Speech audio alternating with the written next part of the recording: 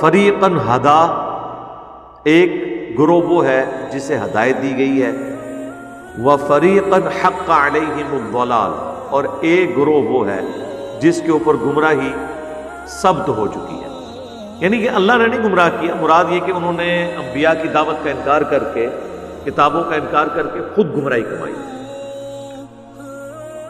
انہم اتخذوا الشیاطین اولیاء من دون اللہ، یہ گمراہ لوگ وہ ہیں جنہوں نے بنا لیا ہے شیطانوں کو اپنا دوست اللہ کے سوا، وَيَحْسَبُونَ أَنَّهُمْ مُهْتَدُونَ، اور حال یہ ہے کہ وہ گمان کرتے ہیں کہ وہ ہدایت پہ۔ یہ ہے الٹا گیئر لگنا، سب سے خطرناک بلکہ خطرناک بات یہ ہوتی ہے کہ انسان گمراہی کے راستے پہ ہو اور اسے ہدایت سمجھتا ہو۔ اس وقت آپ کو جتنے مذہبی جماعتوں کے لیڈر، ان کے کٹر قسم کے فالورز اتنے پورے اعتماد نظر آئیں گے گویا کہ جنت میں صرف انہوں نے جانا ہے۔ اور قرآن میں دیکھیں اللہ تعالیٰ نے گمراہ لوگوں کی ایک نشانی یہ بھی بتائی ہے کہ وہ شیطان کو اپنا دوست بنائے ہوتے ہیں اللہ کو چھوڑ کر، اس کے باوجود وہ یہ گمان کرتے ہیں کہ ہم ہدایت ہیں۔ لہذا یہ بات طے کر لیں، کسی کے جذبات، کسی کے دل کی کیفیت، کسی کے ذہن کا سکون یہ ڈٹرمن نہیں کرتا کہ وہ حق پر ہے یا نہیں۔ ایک چیز ہے جو اس چیز کو ڈیفائن کرتی ہے، وہ علم ہے۔ اس کی وجہ یہ ہے کہ اگر ذہنی سکون نہ مل رہا ہو تو میرے بھائی کرسچن پھر چرچ میں جانا چھوڑ دیں۔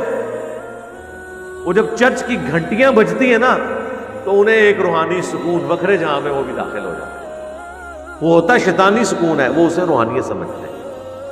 اگر یہی چیزیں ہوتی تو گردوارے سارے اجڑ جاتے، مندر سارے ویران ہو جاتے، لیکن آج بھی لاکھوں لوگ جا رہے ہیں۔ اور جناب ہمارے حج کے اوپر تو بمشکل 50 لاکھ بندہ جمع ہوتا ہے نا، گنگا پہ 3.5 کروڑ ہندو ہر سال نہانے کے لیے جاتے ہیں۔ جی آج تو شاہی کوئی نہیں تعداد کے لحاظ نہ ان کے مقابلے میں، تو ان کو آخر وہاں کچھ مل رہا ہے نا۔ سینچریاں تو ٹنڈولکر نے کی ہیں، کسی مسجد میں جانے والے نے اتنا بڑا ورلڈ ریکارڈ نہیں بنایا، ایک مندر کے پجاری نے کرکٹ میں اتنا بڑا ورلڈ ریکارڈ بنا دیا ہے۔ سکون تو اسے بھی ملا ہوا ہے وہاں پہ، اور یہی وہ سکون ہے جو ہمارے مسلمانوں کو مزارات کے اوپر ڈھول کی تھاپ پہ ناچنے سے، وجد میں جانے سے، عابدہ پروین کے کلام سننے سے، نصرت فتح علی کی قوالی سے، جو وکرے جہاں میں وہ داخل ہوتے ہیں۔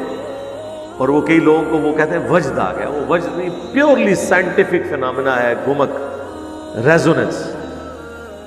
وہ کسی چیز کے اوپر، وہ جناب مائیکل جیکسن جب گانے کے لیے آتا تھا تو امریکہ میں ٹریفک تو بلاک اس وقت بھی ہو جاتی تھی۔